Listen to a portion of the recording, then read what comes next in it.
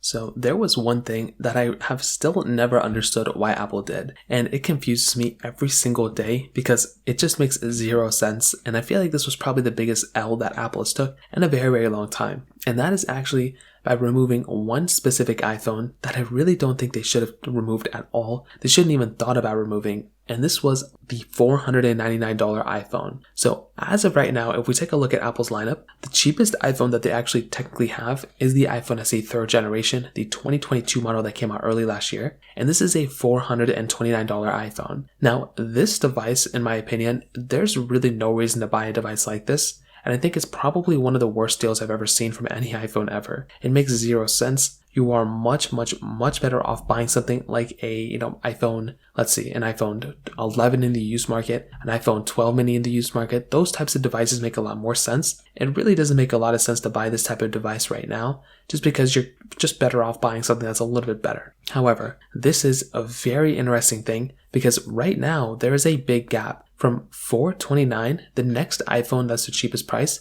is basically $599. That is a massive gap of a price tag, and I understand that the iPhone 12 and iPhone 13 mini are better iPhones overall than the SE3 and the iPhone 11, but Apple had an iPhone that they didn't have to remove. They could have dropped the iPhone 12 mini at that $499 price tag at that time. You have to remember that when the iPhone 11 was being sold, the iPhone 12 mini, the iPhone 11 was $499, the iPhone 12 mini was $599. A year later, Apple removed the iPhone 11. They could have already dropped the 12 mini down to $499, and they ended up not doing that. So that was another kind of concern. Why would Apple go ahead and just randomly remove that iPhone if they were actually going through and if they could have, dropped that iPhone at that price tag, and we could have still had an iPhone at that price for the, for the performance, for everything like that, for that specific price tag. And that's kind of the issue that we were having, at least that I was having. It made a lot more sense for Apple to go ahead, drop that 12 mini down to $499.